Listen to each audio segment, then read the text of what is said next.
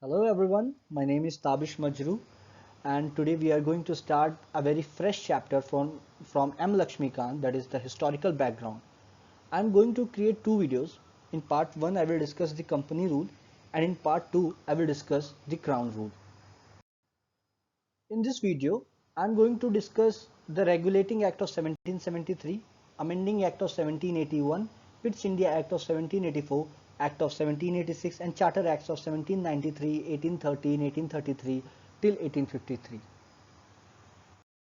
The British arrived in India in 1600 as a trader under the East India Company. So the East India Company was given a charter by Queen Elizabeth which gave them an exclusive right to trade in India.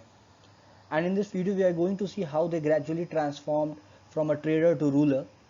So after 165 years, the British came in India in 1600. So after 165 years, that is in 1765, the East India Company received Diwani rights. So now they are going to deal with the revenue and civil justice in regions like Bihar, Bengal and Orissa. And after few years, in 1858, the Sepoy Mutiny take place, and we all know that it is also known as the First War of Independence. So after the Sepoy Mutiny, the British Crown assumed that it is the time when we should have a direct control over the country. And from 1858 till 1947, it was the Crown rule, and in 1950, the Constitution of India came into force. We gave ourselves the Constitution of India. So, what is the need for Constitution? So, with independence, a legal and political framework was necessary. In 1946, Constituent Assembly was formed to draft a constitution, and on 26 January 1950, the constitution came into effect. So, it was a short story from from the time when the British came to in India till the constitution came into force. Now, we all know that our Indian polity and constitution has a deeply influence by the British legal and administrative structures. Now we are going to study Regulating Act of 1773.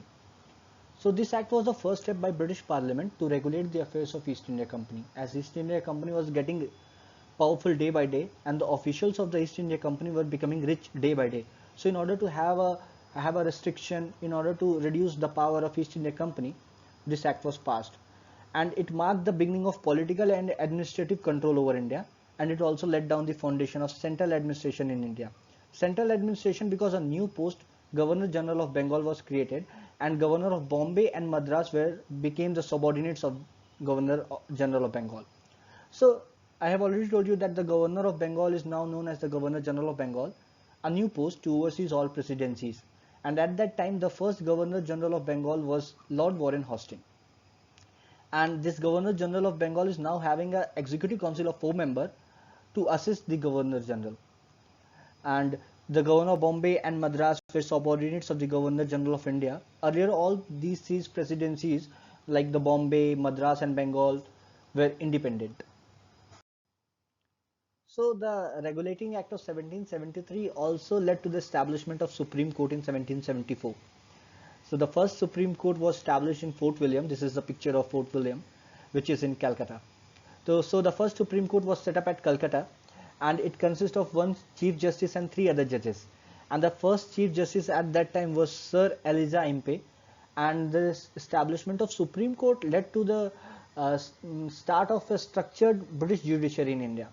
And I have already told you that the British company officials, East India Company's officials, were becoming rich day by day.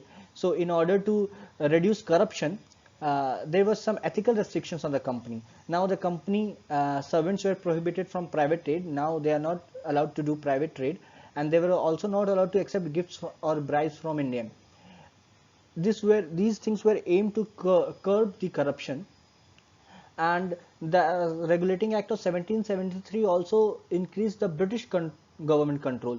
Now they have established a court of directors, a body that has to report regularly to the British Parliament, and they have to report the revenue administration, civil affairs, military matters of the company to the British Parliament. After the establishment of Supreme Court of India, the British officials, the East India Company's officials were not able to work, And in order to correct the flaws of the Regulating Act of 1773 and to reduce the jurisdiction of Supreme Court, because earlier the company officials and the Governor General was also under the jurisdiction of Supreme Court of India. So to remove the Governor General and the company officials from the jurisdiction of Supreme Court of India, an Act of Settlement was passed, and this act was named as the Amending Act of 1781. So the Governor General and Council were exempted from the Supreme Court's jurisdiction if they are working in their official capacity, and the revenue matter was also excluded from the Supreme Court's jurisdiction. And now the Supreme Court has the jurisdiction over Calcutta only, and they have to work on the Calcutta region by following the personal law. For Hindus, they have to follow the Hindu law, and for Muslims, they have to follow the Mohammedan law.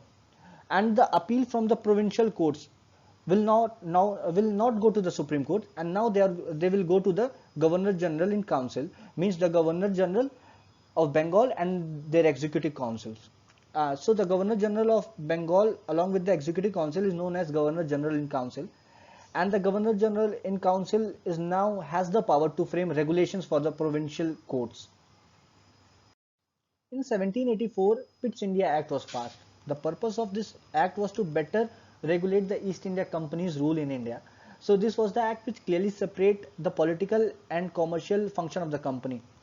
Now the Court of Directors, which were created in 1773, now they have to manage only the commercial matters, and a new body was appointed by the British government, Board of Control, which will manage the political affairs.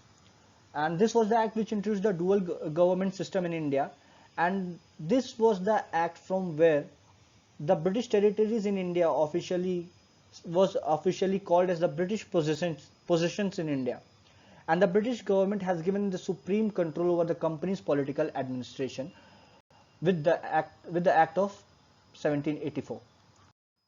In 1786, when Lord Cornwallis was going to be appointed as the Governor General of Bengal, he asked the British Parliament to give him some special powers. So the Act of 1786 came with some provisions which gives some special power to the Governor General of Bengal. Now the Governor General of Bengal has the power to override the council decisions, and the Governor General of Bengal is also appointed as the Commander in Chief of the British force in India, and this act established a precedent for centralized executive authority. After that, in 1793, a Charter Act was passed. So it was passed to override power of Cornwallis, the power which was given to Cornwallis was now extended to all future Governor Generals, and it also extended Governor General's control over Bombay and Madras presidencies, and extended the company's trade monopoly for for another 20 years. Now the company is now going to trade for 20 years without any problem, and Commander-in-Chief would not be the council member unless specially appointed. So like Lord Cornwallis was also appointed as the Commander-in-Chief of the British Army in India, but now this regulation was provision was added in 1793 that the Commander-in-Chief would not be a council member unless specially appointed, and the Board of Control's expenses is now to be paid by the Indian Revenue. Now the British Parliament is not going to pay the Board of Controls. And after 20 years, in 1813, a Charter Act was passed. It ended the East India Company trade monopoly in India, and now the East India Company was only allowed to trade in tea and China. So as the East India Company were becoming rich day by day, the people in Britain felt that now their children will also get a chance to go to India to trade. So in order to give others the chance to trade in India, the East India Company's trade monopoly was ended by this Charter Act, and it also asserted the sovereignty of the British Crown over company's territory, and it allowed Christian missionaries to come in India so that the Western education and the Western culture can be promoted in India, and Christianity can be promoted in India. And this act also authorized the local government to impose and collect taxes, and also to punish the person who is not paying the taxes. And again, after 20 years, another Charter Act was passed, that is the Charter Act of 1833. So from here only the centralization begins, and the Governor General of Bengal is now become the Governor General of India, with full civil and military authority. And at that time, Lord William Bentinck was the first Governor General of India. Stripped legislative powers from Governor of Bombay and Madras, and only the Governor of India, Governor General of India, could legislate for the whole country. Laws under this act were called Act. Earlier, it was known as regulations, and ended the commercial activities of the East India Company, and now the East India Company is purely an administrative body. And the proposed open competition, this was the act which proposed open competition for civil services, that is imperial civil services, but it was blocked by the Court of Directors. It was not implemented in this act. And again, after 20 years, another Charter Act was passed, that is the Charter Act of 1853. This was the act which took us towards the constitutionalism. So this act separated the executive and legislative function of the Governor General's Council. Now the Governor General of India with its executive council is known as the Governor General's Council. And it also established a legislative council, which is Central Legislative Council, which is also known as a mini parliament. And now the lawmaking will take place with the help of parliamentary style. And this was the act which introduced and opened the competition of imperial civil services, ICS, or the Indian civil services, for the Indians to participate. Now this was the act which opened door for Indians to enter the civil services, and it also led to the formation of Macaulay Committee in 1854. He is Lord Macaulay, and this was the act which continued the company's rule, but did not fix a tenure. Now till now, 20 years were getting fixed for the company rule, but this time the British Parliament took control in their hand, and they told that it is the British Parliament who can terminate it at any time. And this was the first time when the local representation was there in the Central Legislative Council, but still they were not officially participating in the lawmaking, but they used to sit in the council.